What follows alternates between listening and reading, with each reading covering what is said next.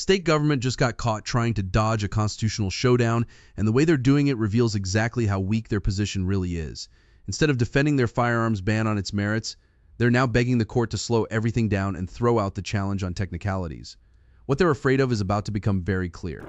Here's what's unfolding right now in one of the most significant Second Amendment cases you probably haven't heard about. A major legal organization just filed for summary judgment against the state's complete ban on short-barreled rifles. For those unfamiliar with that term, summary judgment essentially means asking the court to decide the case immediately, because the facts are so clear that there's no need for a full trial. It's a bold move, and it signals extreme confidence in the legal arguments being presented. Now here's where things get really interesting. When that motion landed, the state had a choice. They could have responded by presenting their constitutional defense, laying out historical evidence, and making their case for why this ban should survive judicial scrutiny. That's what you'd expect in a straightforward legal battle. But that's not what happened. Instead, the state fired back with something very different. A procedural objection designed to pump the brakes on the entire case. They're arguing the motion is premature, that the court should delay proceedings, and ultimately they want the whole challenge dismissed without ever having to defend the ban itself on constitutional grounds. This strategic retreat tells us something crucial about where this case is headed and what it means for firearms regulations across the country. To understand why this case matters so much, we need to look at what triggered this wave of litigation in the first place. When Congress reduced the federal NFA tax to $0 under recent legislation, it created a legal opening that Second Amendment advocates had been waiting for. Suddenly, the landscape shifted dramatically. Multiple coordinated legal challenges emerged, targeting the remaining restrictions on suppressors, short-barreled rifles, and other items regulated under the National Firearms Act. The core argument being advanced in this particular lawsuit is remarkably straightforward when you break it down. The plaintiffs contend that short-barreled rifles qualify as arms protected under the Second Amendment. They point to evidence showing these firearms are in common use for lawful purposes by millions of Americans.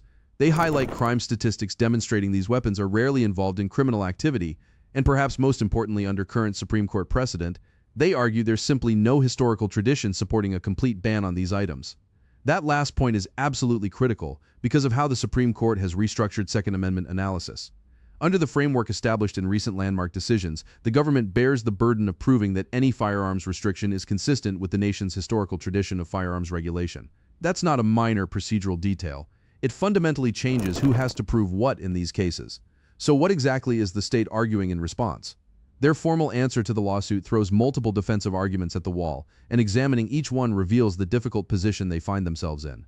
First, they're challenging whether the plaintiffs even have the right to bring this case. They claim there's no standing because, according to their argument, nobody has been sufficiently harmed yet. This is a common tactic when defendants want to avoid addressing the substance of a constitutional challenge. If you can convince a court that the plaintiffs don't belong there in the first place, you never have to defend your law on the merits. Second, they're invoking absolute and qualified immunity, arguing that state officials cannot be sued for enforcing these laws. This creates another potential escape hatch that sidesteps the constitutional question entirely, but their third argument gets to the heart of what this case is really about. The state claims their short-barreled rifle ban doesn't violate the Second Amendment because it aligns with the nation's historical tradition of firearms regulations. They're pointing to older court precedents, suggesting that short-barreled rifles fall outside the core protections of the Second Amendment. Essentially, they're arguing that even if these weapons technically qualify as arms, governments have historically regulated what they characterize as particularly dangerous weapons. Here's the problem with that argument, and it's a significant one. Under the current constitutional framework, the government must demonstrate a historical analog to justify modern. Now we arrive at the most revealing development in this case. After the summary judgment motion was filed, the state responded not with substantive legal arguments, but with a request for a pre-motion conference. They're arguing the motion is premature because discovery hasn't happened yet. They claim they need additional time before the court can properly decide this case. They're even suggesting the motion might not comply with certain local procedural requirements. Let's be clear about what's happening here. Rather than stepping into the arena and defending this ban under the Supreme Court's historical test, the state is trying to manipulate the timeline. They want to stretch this process out as long as possible. They want to avoid having to confront the constitutional questions head-on for as long as they can manage. This matters enormously because the court now faces a threshold decision. Will it allow this case to proceed on an expedited basis, or will it grant the state's request to slow everything down? The answer to that question will determine whether we get constitutional clarity on these issues anytime soon, or whether this case drags on for years.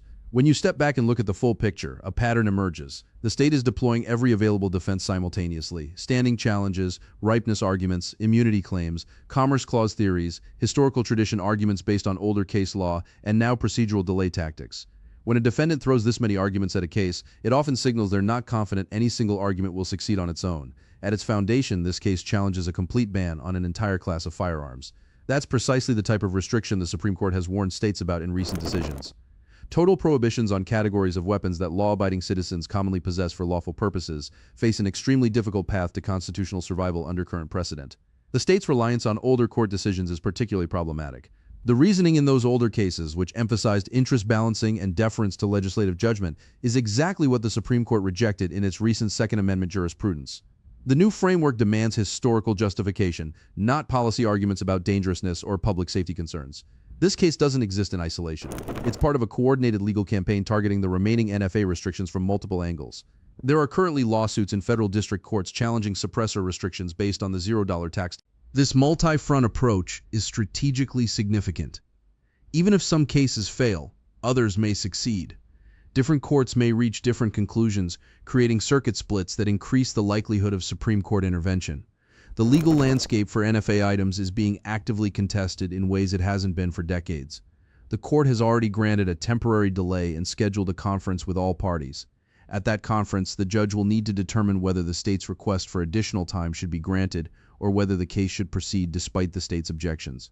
This is a pivotal moment, regardless of how that procedural question is resolved.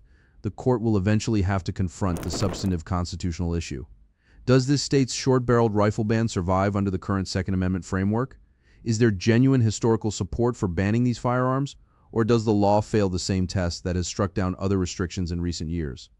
If the plaintiffs prevail here, the implications extend far beyond this single state. A ruling that short-barreled rifle bans are unconstitutional would provide persuasive authority for challenges to similar bans elsewhere. It could also strengthen arguments against state-level restrictions on other NFA items like suppressors. The state's decision to pursue delay tactics rather than immediately defending their ban on the merits speaks volumes about how they view their own chances. When you're confident in your legal position, you welcome the opportunity to make your case. When you're not, you look for ways to avoid that confrontation for as long as possible. This case represents a critical test of how Second Amendment jurisprudence applies to long-standing federal and state firearms regulations. The outcome will help determine whether the legal framework established by the Supreme Court actually provides meaningful protection for commonly owned firearms, or whether states can continue maintaining categorical bans through procedural maneuvering and appeals to outdated precedent. As this case develops and new filings emerge, the constitutional stakes will only become clearer. The state is fighting hard to slow this down, but the fundamental questions aren't going away. Eventually, a court will have to answer them. That's it for today, folks. See you in the next video.